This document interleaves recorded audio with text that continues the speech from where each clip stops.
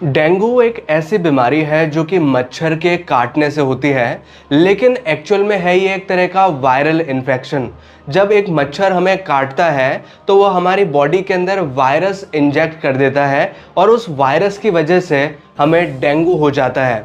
अक्सर लोगों को डेंगू के बारे में ज़्यादा नॉलेज नहीं होती, ज़्यादा इन्फॉर्मेशन न होने की वजह से हम इसको बहुत ज़्यादा टाल देते हैं या बिल्कुल हल्के में ले लेते हैं और इस वजह से कई बार डेंगू के केसेस बहुत ज़्यादा सीवियर हो जाते हैं और इतने ज़्यादा सीवियर हो जाते हैं कि वो एक तरह की जानलेवा स्थिति क्रिएट कर देते हैं। तो आज हम जानेंगे डेंगू के बारे में कंप्लीट इन्फॉर्मेशन कि डेंगू के लक्षण क्या होते हैं, अगर किसी व्यक्ति को डेंगू हो गया है तो उसे किस तरह का फील होगा, हम डेंगू का पता कैसे लगा सकते हैं, किस तरह के टेस्ट किए जाते हैं जिससे कि डेंगू को कंफर्म किया जा सके, कैसे डेंगू का ट्रीटमेंट किया जा सकता है, ये सारी छोटी बड़ी जानकारी आज हम पूरी तरह क्लियर करेंगे। तो आज इस वीडियो को पूरा ज़रूर देखिएगा क्योंकि अधूरी जानकारी हानिकारक हो सकती है, लेकिन अगर आपने पूरी जानकारी जान ली तो आप इस बीमारी से पूरी तरह बच पाएंगे।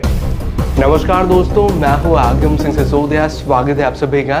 तो इससे पहले कि हम डेंगू के लक्षण और उसके उपचार के बारे में जानें, मैं आपके साथ डेंगू के कुछ फैक्ट्स क्लियर करना चाहूँगा जिससे कि आपको डेंगू के बारे में और इन्फॉर्मेशन मिलेगी और आप इससे टोटली बच पाएंगे। सबसे पहली चीज़ कि डेंगू, जैसे मैंने आपको बताया कि एक तरह की वायरल इन्फेक्शन है, तो इसका जो वायरस होते हैं वो 4 प्रकार के होते हैं जिससे कि आपको डेंगू होता है। Dengue virus 1, dengue virus 2, dengue virus 3 and dengue virus 4। इनमें से किसी भी कैटेगरी के वायरस से आपको डेंगू हो सकता है। दूसरी चीज़ कि डेंगू वायरस को जो कैरी करता है मच्छर, वो एक स्पेशल स्पीशीज़ है मच्छर की, एक स्पेशल क्लास में बिलोंग करता है जो कि है एडीज मस्किटोज।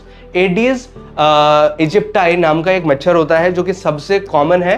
वाइल जो स्पीशीज की अगर बात करें तो एडीज मस्किटोज सबसे कॉमन प्रकार के मच्छर हैं जो कि डेंगू वायरस को कैरी करते हैं और एक ह्यूमन से दूसरे ह्यूमन तक फैलाते हैं। तीसरी चीज, जो डेंगू का मच्छर है वो साफ पानी में पनपता है। फोर्थ वन कि डेंगू का मच्छर अधिकतर दिन में काटता है, ऐसा कहा जाता है, लेकिन ये सुबह के टाइम और शाम के टाइम भी ज़्यादा एक्टिव रहता है। और अब एक बहुत ही इंटरेस्टिंग और इन्फॉर्मेटिव फैक्ट मैं आपके साथ शेयर करना चाहूँगा कि डेंगू का मच्छर जब किसी व्यक्ति को काटता है तो ज़रूरी नहीं है कि उसे सिम्टम्स आए यानी कि उसे लक्षण देखने मिले। डेंगू के लक्षण 4 व्यक्तियों में से सिर्फ एक ही व्यक्ति को देखने मिलते हैं। 3 व्यक्तियों को तो पता ही नहीं लगता कि उन्हें डेंगू कभी हुआ भी है। एक व्यक्ति को लक्षण देखने मिलते हैं, वो लक्षण क्या है अभी हम जानेंगे। लेकिन एक और इंपॉर्टेंट चीज़ बताना चाहूँगा कि जिन व्यक्तियों को लक्षण आते हैं उनमें से भी सिर्फ 20 व्यक्तियों में से एक व्यक्ति को सीवियर सिम्टम्स डेवलप होते हैं जिसमें कि लाइफ थ्रेटनिंग कंडीशन डेवलप हो जाती है कि जीने मरने वाली हालत हो जाती है। तो वो भी मतलब कुल मिला के बात क्या हुई कि 4 में से एक व्यक्ति को तो सिम्टम आया, यानी कि अगर 100 व्यक्तियों को काटा तो 25% लोगों में तो लक्षण देखने मिले और उन 25% लोगों में से भी सिर्फ एक व्यक्ति को ऐसे सिम्टम्स जनरेट हुए जिसको लाइफ थ्रेटनिंग कंडीशन हम बोल सकते हैं कि मतलब बहुत बुरी दशा हो गई। तो वो कुल मिला के बहुत रेयर है कि अगर किसी को बहुत बुरे सिम्टम्स डेवलप हो रहे हैं, लेकिन इस बारे में भी हम टोटली डिटेल में बात करेंगे क्योंकि अगर सिम्टम्स बहुत ज़्यादा सीवियर होते हैं तो उस केस में आपको क्या करना चाहिए उस बारे में जानेंगे। लेकिन सबसे पहले जानते हैं अब सिम्टम्स के बारे में कि अगर किसी व्यक्ति को डेंगू हुआ है तो उसे किस तरह के लक्षण आएंगे। जैसे कि हमने जाना कि 3 व्यक्तियों में को तो सिम्टम ही नहीं आएंगे, 4 को काटा तो 3 को तो सिम्टम ही नहीं आएंगे, एक को जो सिम्टम आएंगे वो क्या होंगे उसके बारे में जानते हैं। सबसे पहली चीज़ कि उसे बहुत ज़्यादा बुखार होगा, सिर में दर्द होगा बहुत ज़्यादा, आपकी बॉडी बहुत ज़्यादा थकी बहुत ज़्यादा बेजान सी महसूस करेगी।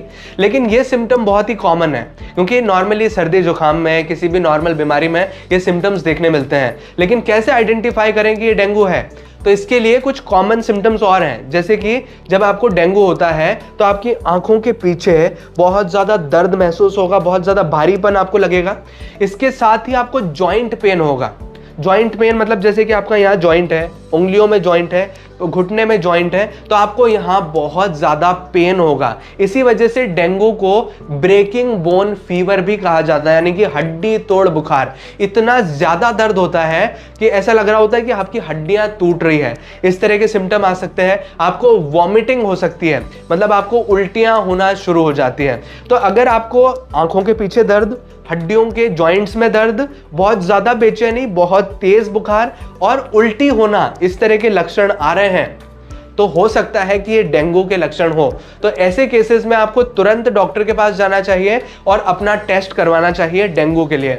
डेंगू के टेस्ट के लिए आपका ब्लड टेस्ट किया जाता है, आपका सीबीसी किया जाता है और कुछ किट्स भी आते हैं जिससे कि आपकी एंटीबॉडीज पता लगाई जाती है कि अगर डेंगू का वायरस बॉडी में है तो हमारी बॉडी प्रतिरोधक क्षमता के रूप में एंटीबॉडीज बनाती हैं। तो उन एंटीबॉडीज को टेस्ट किया जाता है लेबोरेटरी में, मतलब आपका खून निकाल करके उसमें एंटीबॉडीज चेक की जाती हैं कि एंटीबॉडीज अगर हैं तो हो सकता है कि आपकी बॉडी में डेंगू वायरस है। या फिर एंटीजन टेस्ट भी किए जाते हैं और कई केसेस में पीसीआर भी किया जाता है, जिससे कि ये आइडेंटिफाई हो जाता है कि आपको डेंगू का इन्फेक्शन है या नहीं है। तो ये तो बात हो गई कि एक नॉर्मल डेंगू के केस में किस तरह के लक्षण आते हैं, लेकिन अब जानते हैं कि एक सीवियर डेंगू के केस में आपको किस तरह के लक्षण देखने मिलते हैं। सबसे पहली चीज, आपके मसूड़ों से, आपके नाक से खून बहता हुआ आपको नजर आएगा। दूसरी चीज, जब भी कोई व्यक्ति उल्टी करता है तो उल्टी के साथ खून आएगा, मल के साथ खून आएगा, यानी कि जब भी आप फ्रेश होने जाएंगे तो मल के साथ आपको खून नजर आएगा।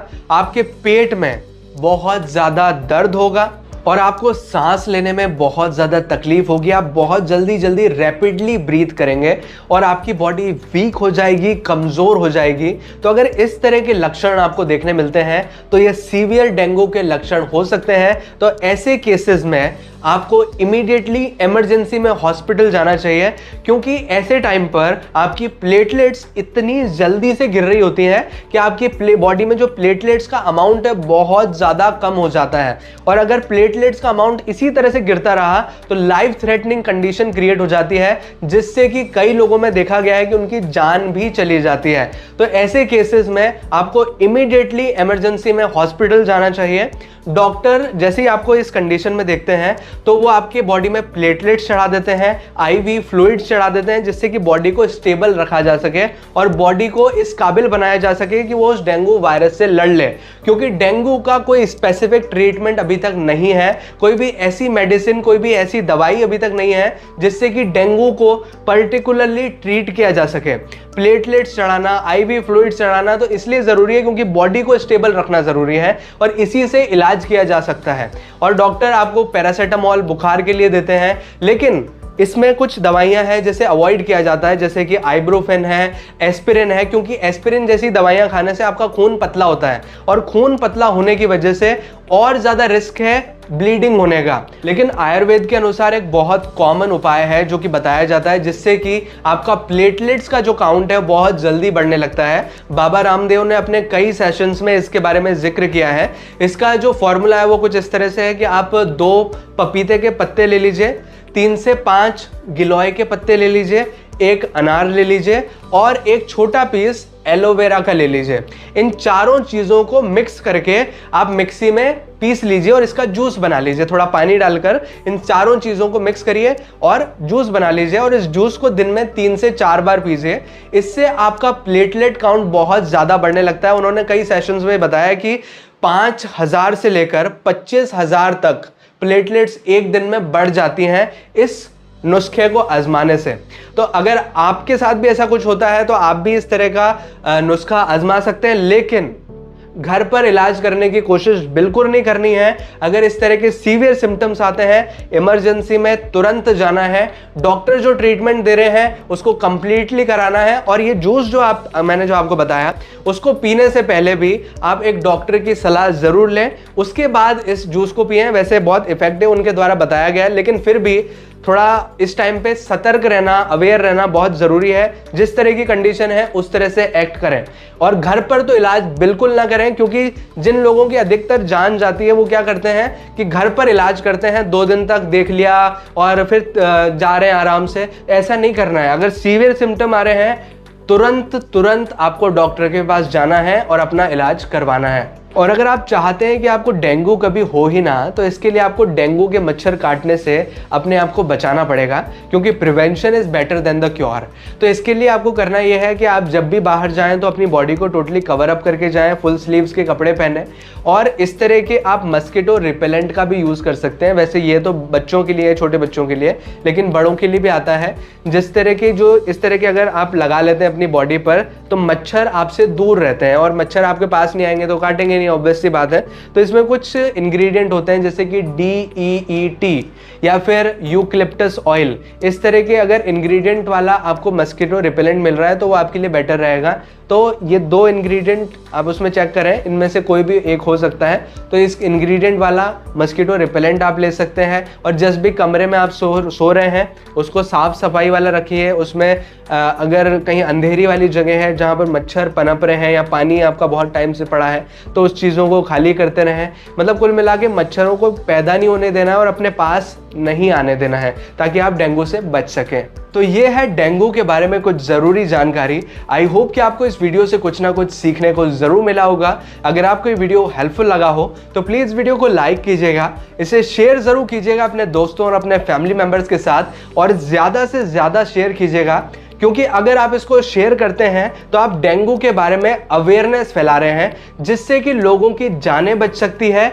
और वो डेंगू के बारे में अवेयर हो सकते हैं। तो प्लीज़ शेयर ज़्यादा से ज़्यादा कीजिएगा। और अगर आपने चैनल अभी तक सब्सक्राइब नहीं किया है तो प्लीज़ चैनल को सब्सक्राइब कीजिए, बेल आइकन को दबाकर ऑल पे प्रेस कीजिए, ताकि इसी तरह के वीडियो नोटिफिकेशंस आपको आगे भी मिलते रहें।